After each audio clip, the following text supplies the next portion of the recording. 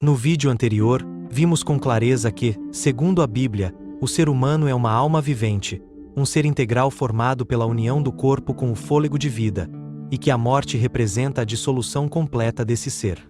Inclusive, vamos deixar o card com o link para esse vídeo aqui em cima, caso você ainda não tenha assistido. Mas surge uma pergunta importante. E a mente? E os pensamentos, a consciência, as emoções, os processos cognitivos? Será que a parte psíquica do ser humano continua viva em algum lugar, mesmo depois da morte do corpo? Neste vídeo, vamos investigar essa questão diretamente à luz das Escrituras. O que a Bíblia ensina sobre a mente, a consciência e os processos cognitivos após a morte? Será que a consciência sobrevive à morte? Ou ela também cessa completamente? Fica com a gente, porque a resposta para isso é fundamental para entender a verdadeira esperança cristã. E antes de continuar, se você se interessa por temas bíblicos profundos como este, já deixa o like, se inscreve no canal e compartilha esse vídeo com quem também quer entender o que realmente acontece após a morte, segundo a Bíblia, não a tradição. Vamos juntos nessa jornada pela verdade. Bem-vindo ao Holismo Bíblico. Antes de analisarmos o que acontece com a mente após a morte, precisamos entender o que a Bíblia realmente ensina sobre a mente, a consciência e os pensamentos enquanto o ser humano está vivo. A Bíblia não separa a mente como um ente ou substância independente do corpo. Em hebraico, palavras como leb, coração, e nefesh, alma, se referem frequentemente à sede das emoções, pensamentos e vontade. A mente, na visão bíblica, é parte do funcionamento do ser vivente, e não uma entidade separada que pode existir sem o corpo. Mas, o que acontece com os pensamentos quando a pessoa morre? Antes devemos saber: o que é pensamento? Pensamento é a atividade da mente que torna possível lembrar, perceber, refletir, julgar, escolher e reconhecer a si mesmo. Sem pensamentos não existe conhecimento e nem sabedoria. Sem pensamentos não existe planejamento e assim não pode haver projetos.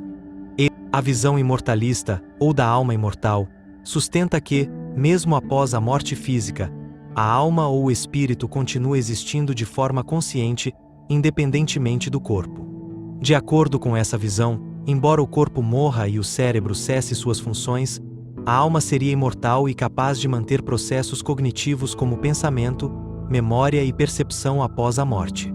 E a visão aniquilacionista defende que todos estes processos cognitivos cessam na morte. Qual destas duas lógicas a Bíblia segue? Salmos, capítulo 146, versículo 4 diz: Sai-lhe o espírito, volta para a terra. Naquele mesmo dia perecem os seus pensamentos. Este texto afirma com clareza que, ao morrer, o ser humano perde a capacidade de pensar, planejar e agir. A palavra hebraica traduzida como pensamentos, eshonot, carrega o sentido de planos, projetos e atividades mentais, ou seja, a consciência se extingue. Isso contrasta com a ideia popular de que a alma continua consciente após a morte. Aqui, a Bíblia mostra que a morte é um estado de inconsciência, o que apoia a visão bíblica de que a ressurreição, e não a imortalidade inata da alma, é a esperança para a vida após a morte. Esse testemunho das Escrituras sobre a cessação dos pensamentos na morte não está isolado. A própria Bíblia reforça esse ensino em diversas passagens. Salmos, capítulo 6, versículo 5 diz: Pois na morte não há lembrança de ti. No sepulcro, quem te louvará?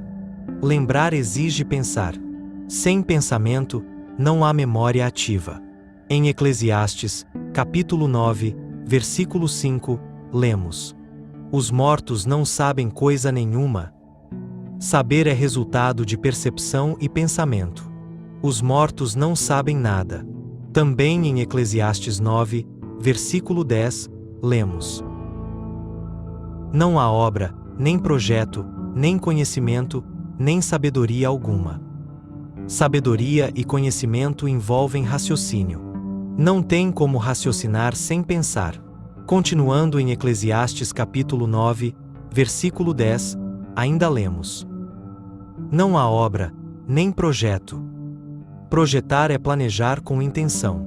Sem pensamento, não há vontade ou decisão. Em Salmos, capítulo 115, versículo 17 diz: Os mortos não louvam ao Senhor, nem os que descem ao silêncio. Louvar exige consciência e reflexão. Os mortos não podem fazê-lo. E não podem fazê-lo porque cessaram seus pensamentos na morte. Eclesiastes capítulo 9, versículo 6 diz: Os mortos não sabem coisa nenhuma, e não têm mais parte com tudo o que se faz debaixo do sol. A consciência de si mesmo e do mundo também é anulada. Então, a mente é o sistema onde acontece todos estes processos cognitivos. Se a visão imortalista fosse correta, estes processos cognitivos deveriam continuar após a morte. Muitos crentes na imortalidade da alma afirmam que estes textos estão apenas falando a respeito da morte do corpo. Dizem também que estes textos falam só do que acontece debaixo do sol e não de um contexto pós-morte. Mas a mente está ligada ao ser, e não ao ambiente onde ele vive ou está. Não faria sentido falar do fim de processos cognitivos no ambiente terrestre, e a continuação dos mesmos em um ambiente intermediário pós-morte. Se o homem continua vivo após a morte do corpo, então sua mente continua ativa. E os processos cognitivos sobreviveriam junto com a mente e não cessariam com o fim da vida do corpo. Logo, é extremamente incoerente associar o fim de processos cognitivos com a morte do corpo. E mais ainda, ligar o fim deles a um ambiente e mantê-la em outro. A Bíblia segue a lógica imortalista a respeito da psique humana após a morte? Não. Como vimos neste estudo, segundo a Bíblia, a mente não é uma entidade separada do corpo, mas parte do funcionamento do ser humano como um todo. E quando a vida cessa, os pensamentos perecem, e com eles todos os processos cognitivos.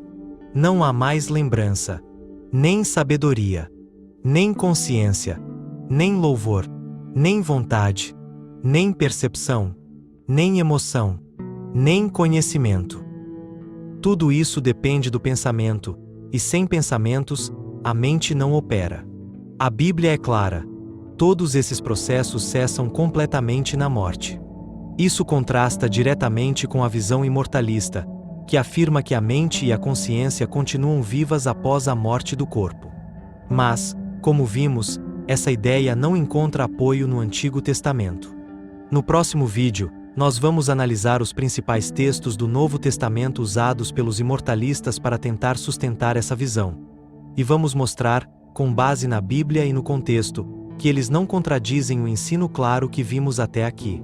Então, se você quer entender como responder aos argumentos do imortalismo, com base no Novo Testamento, não perca o próximo vídeo. Se este conteúdo te ajudou, deixe o seu like, se inscreva no canal Holismo Bíblico, ative o sininho para receber as notificações, e compartilhe esse vídeo com quem precisa conhecer a verdade sobre o estado do ser humano na morte, segundo a Bíblia, não segundo a tradição. Muito obrigado por assistir até aqui. Que Deus te abençoe e te conduza sempre pela verdade.